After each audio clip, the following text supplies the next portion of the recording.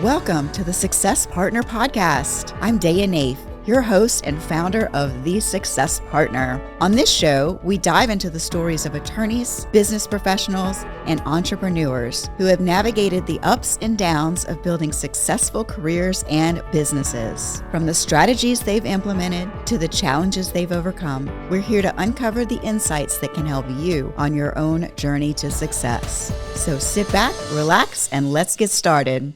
Welcome back, everybody, to the Success Partner Podcast. I am your host, Daya Naef, and today we have Reggie Holmes with Enthuse Creative. And I'm enthused. I'm very enthused. I'm so excited to have Reggie on the show. I've known Reggie for a while now, like seven years, maybe 7 or 8 years. That's Yeah. awesome. Yes, back in real life, pre-pandemic, and I've been watching his journey. So I'm so excited to have you here. So tell us about what you do and who you do it for and all that. Sure. Well, thank you for having me. And I've enjoyed our friendship and sort of networking relationship over many years. So I'm glad to be here with your audience. I am a brand strategist and a designer. I work primarily for small to medium sized businesses. Also do some work with nonprofits and associations.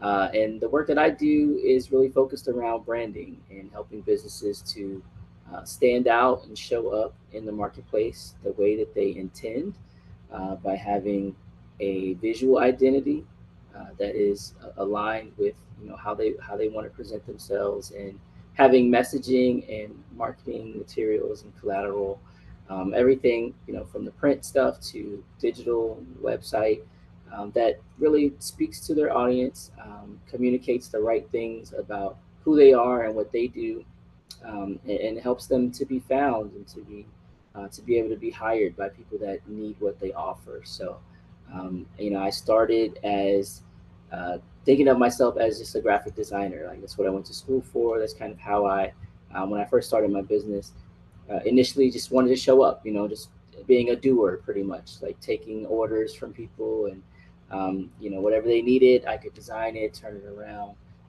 and get it to them. But as I started working with more small businesses, I realized that what they really needed and what they were missing was someone who could help them strategize around their brand and really think through how they needed to show up, what they needed to say to actually not just talk about the what, but also the why and the how behind what they do, in a way that was compelling to whoever their audience is, and also like not filled with jargon and like insider industry talk that they really understood, but that their audience didn't necessarily understand, or wouldn't help them to make a compelling case for why they should be the ones that their customers choose and not the competitors. So yeah, in the process of doing all that work, I really saw that there was a space to really add more value to clients by being someone who could help them think through the brand, and then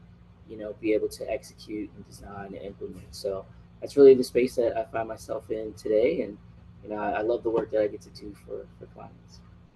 Yeah, that's awesome. And I'm not sure if people understand like the importance of branding. I was just reading, there's a book called Fanatical Prospecting, which is sort of the hot sales book de jour. I'm not sure, I'm not sure when everybody's listening to this recording, but it's February of 2025 when we record this. And I was on like 8 networking meetings, and everybody says, "Oh, you have to get this book." So of course I get the book. And it's of course repackaging of traditional sales techniques. But they did say that if someone is already familiar with your brand, when they meet you, you are like over 50% there. Like you're 50, 60%, they're already, Right. that's very important. Yeah, yeah. When you can go into a room or a meeting and people have already heard of you, and know a little bit about who you are, what you do, sort of what makes you special, before you open up your mouth to talk about the particular thing that you're there to present. You've won a lot of the battle already. You've covered a lot of ground, just by them having a positive association behind your name, behind your brand identity. So that's really important. It helps to, I think, shorten the distance between the customer with the problem and the client with the solution. And so, if you anything you can do to shorten that space, shorten that distance, is good. And so that kind of helps you before you go into sell mode to kind of shorten that distance. So. Yeah. So what type of clients do you normally work with? Yeah, so I have one or two clients that sell a product. So most of my clients are service providers, and they're usually either professional services like accounting, HR, IT, legal, those types of industries, and sometimes they're personal services. So that might be your therapist, your small doctor, dentist. I've worked with some of those clients as well. So they're providing services, but for individuals. But most of my clients are going to be business services, and a lot of times they're sometimes technical or like software type services. So yeah, anybody that's trying to get their service in front of another business is a great client for me.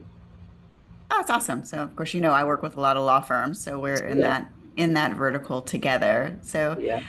how about sharing a success story with us?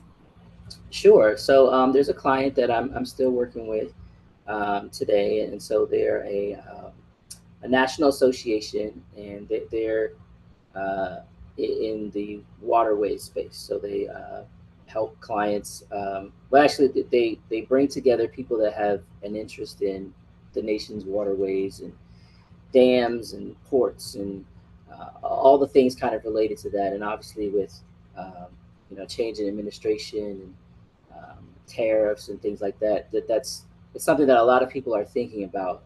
How everything that moves through the water, is going to be impacted. And so it's been great working with that client, help them to rebrand. And they are a 60-year-old organization. So when they came to me, we started working. Initially, we were just going to work on, revamping their website, which was sorely needed. But in the process of doing that, it became clear that they should really address the brand because it kind of it didn't seem to really fit where they were today. It obviously had this legacy historical element to it, but after 60 years, you have to kind of modernize a little bit. And so, in the process of modernizing the website, some of the other communications vehicles, it just made sense to address the branding as well. So we added that to the process, and worked for a long time to figure out a design that sort of ideally kind of leverage the historical value of this really old, respected organization, but modernize it and brought it into the 21st century. And then we were able to apply that to other marketing materials to the website. And I think everybody was really happy with the finished product. And so yeah, I think that's a great success story. And they obviously found it valuable and continue to use our services to help them do what I call brand management, which is, once the brand's been strategized and been designed, what happens next? How do you make sure that the brand is continuing to evolve as the organization is evolving? So I'm happy to be able to continue to help them do that, and use it in all the different vehicles and new events, new services, and things like that they're offering. So yeah, I'd say that's a success story for us. Yeah, like an evolving brand. So how did that particular client find you? So they were referred by someone that I met at a networking event.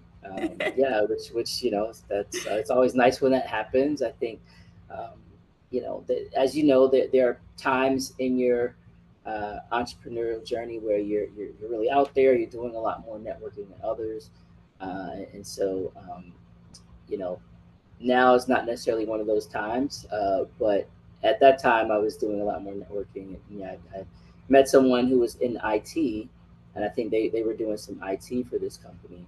And the issue was they were having some challenges with their previous creative provider. And so a lot of times, clients sort of come to me in that situation where they work with somebody, but it's not as successful as they would like it to be, and so that they want someone with fresh ideas, fresh insight, and just a better way of kind of working with them and understanding their challenges and helping them get to where they want to be at. So Yeah, that makes sense. And like I've been working with several firms, law firms that are exit planning, and so they're either preparing to sell or merge or attract new talent yeah, that's going to eventually come up into partnership. And so having that kind of old stale, how law firms are with their like, yeah, brown paneling and sure, whatnot. Yes, it shows like strength and longevity and community involvement, but it's just not very attractive for right. bringing people in that would be buying or joining the firm as a new generation.